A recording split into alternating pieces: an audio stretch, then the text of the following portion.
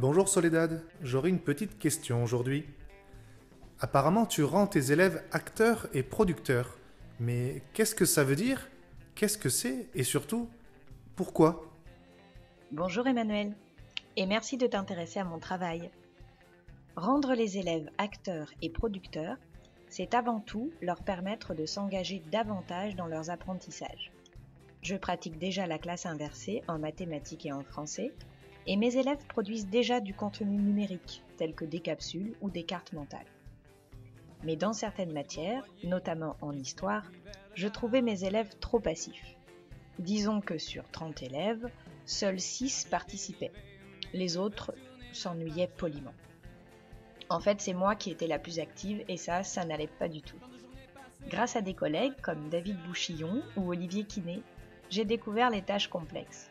Un moyen, comme tu le soulignes, de mettre en œuvre des projets interdisciplinaires, mais surtout de rendre actifs tous mes élèves, pour qu'ils apprennent avec plaisir, soient fiers de leur production et mettent en œuvre plusieurs compétences à la fois, tout en comprenant le lien entre les différentes matières et les différents savoirs. D'accord, je vois bien d'où tu pars et où tu veux en venir. As-tu un exemple d'un projet interdisciplinaire? Mes élèves ont reçu par exemple une lettre de Stéphane Bern, écrite par mes soins bien évidemment, qui leur expliquait que son stagiaire, chargé de réaliser un teasing pour son émission Secret d'Histoire consacrée à Henri IV, avait la grippe et ne pouvait pas terminer son travail.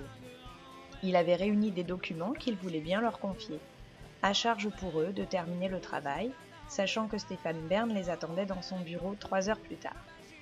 Voici donc 30 élèves, répartis par groupe de 3 ou 4, mettant en ordre les documents, cherchant dans tout ce qui était mis à leur disposition, puis écrivant le texte de la bande-annonce. Ils ont pendant 3 heures lu, rédigé, lu à voix haute à des camarades pour tester la cohérence de leurs écrits, corrigé leurs erreurs d'orthographe et de syntaxe, puis lu à voix haute au micro pour enregistrer leur teasing. Ils l'ont ensuite partagé sur Twitter via la chaîne YouTube de la classe. Tous les élèves ont travaillé. Et pour une fois, ce n'était pas moi la plus active en classe.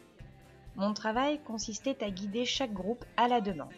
Ils ont tous participé, ont tous été fiers de montrer leur travail et de recevoir des messages de félicitations ou d'encouragement. Autre exemple, ils ont cherché des renseignements sur les poilus du monument aux morts de la colline. À cette occasion, ils ont découvert des fiches sur un site géré par des généalogistes. Mais certaines fiches étaient inexistantes ou incomplètes. Ils ont donc proposé de nouvelles fiches complétées grâce aux renseignements trouvés sur le site des Archives nationales. Non seulement leurs fiches ont été validées et publiées sur le site avec leur nom, mais ils ont reçu les encouragements et félicitations des responsables de ce site. Rien de mieux pour motiver des élèves et leur donner envie d'apprendre et de produire encore davantage. Actuellement, après un travail sur la traite des Noirs et l'esclavage au cours duquel ils ont dû réaliser l'aménagement d'un musée virtuel, ils sont en train d'écrire des worksongs.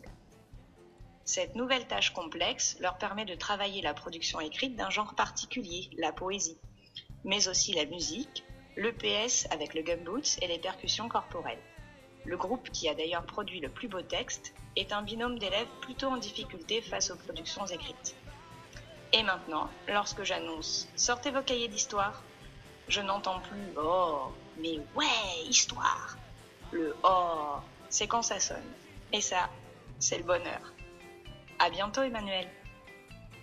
Merci pour ce partage. À bientôt.